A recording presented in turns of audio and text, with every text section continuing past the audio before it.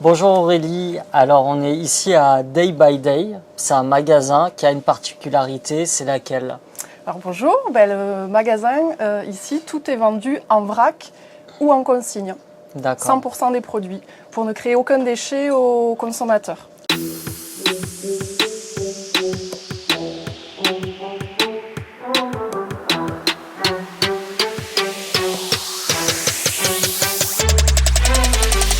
Qu'est-ce qu'on trouve là dans le magasin? Parce que je vois là, ici, il y a des contenants. Oui. Et en fait, chacun vient avec son contenant. Il y a plusieurs choix ouais. possibles. Le client peut venir avec son propre contenant et à ce moment-là, il le pèse quand il arrive et il remplit la quantité qu'il veut du produit. S'il n'a pas prévu, on a des choses à disposition gratuitement. Et je vois, alors là, on est sur l'hygiène, il y a la droguerie, il y a même des jeux.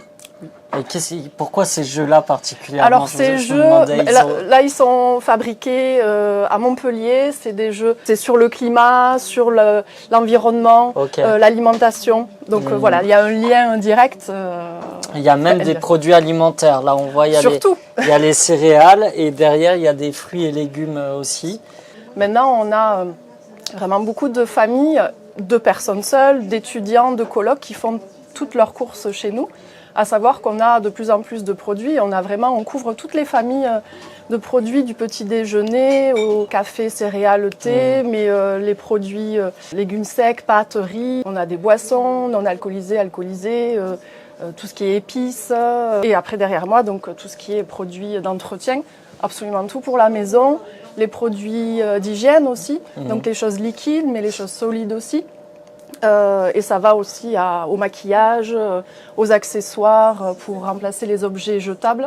On a des cotons-tiges lavables, des cotons lavables bien sûr. Les déchets, c'est un vrai problème public et politique.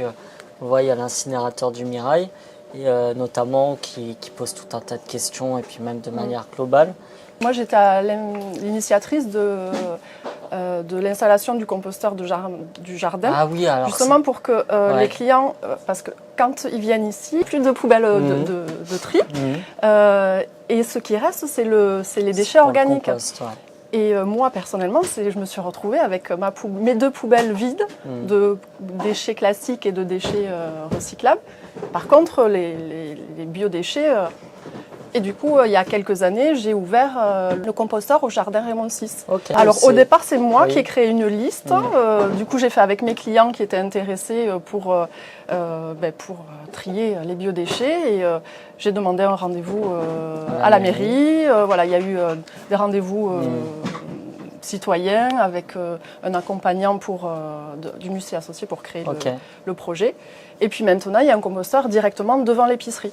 D'accord. Un composteur de biodéchets avec Hector le collector. Hector, on peut aller le voir? Oui, oui, bien sûr. On va aller voir Hector le collector. Là, moi, je le paye. Ah oui? Je le paye.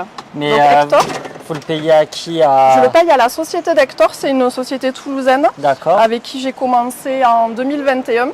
Et on s'est rendu compte effectivement que c'est vraiment... C'était vraiment une demande et un besoin. En 2022, j'ai collecté 4 tonnes de biodéchets. En 2023, j'ai collecté 7 tonnes. Et là, en 3 mois, je suis déjà à 2 tonnes.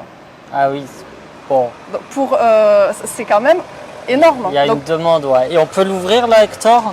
Ouais, donc on voit, il y a voilà, donc là, c'est pas destiné que à mes clients, c'est aussi pour le quartier. Qui viennent dans le quartier. Et c'est quand même deux solutions pour trier ces biodéchets. Installer de l'autre, donc est gratuite, il n'y a personne qui paye pour ça. Celle-ci, c'est moi qui paye, mais c'est gratuit pour tout le monde. Il suffit juste de s'inscrire.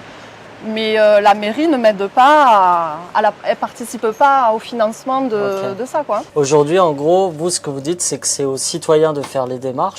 Oui. Et c'est vrai qu'en même temps, moi, la campagne de communication que j'ai vue de Toulouse Métropole, c'est venez chercher, en gros, votre boîte à compost.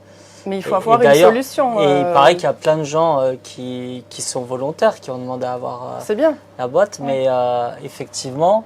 Est-ce que ça c'est suffisant ou qu'est-ce qu'il faudrait faire? Non, parce qu'avoir une boîte et mettre son compost, c'est pas suffisant. Il faut le collecter ou savoir quoi faire après du déchet transformé. Et là, il n'y a rien qui se passe. Enfin, il n'y a pas une collecte par exemple? Il n'y a pas une collecte comme les recyclables. Alors que c'est la poubelle qui devient la plus importante.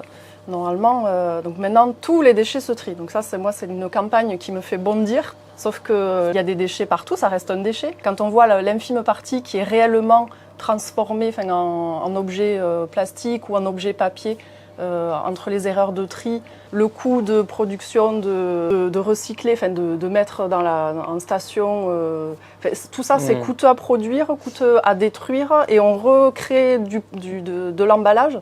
Donc, faire du vrac ou de la consigne, c'est vraiment la meilleure solution pour arrêter ce cercle, quoi. Et d'avoir des déchets qui s'envolent partout quand il y a du vent. Quand les poubelles sont en grève, les éboueurs sont en grève, ou quand il y a du vent, on les voit partout. Et là, on se dit, c'est dégueulasse. Ouais, mais en fait, qui sait? Est-ce que chacun met pas des choses dans sa poubelle? Mais si, la poubelle, on ne sait pas, elle est pas marquée, on ne sait pas où va le truc qu'on a jeté à la poubelle. Un chien l'ouvre, hop, ça va dans le caniveau, hop, ça va dans la Garonne, et puis ça fait le 6e continent de plastique.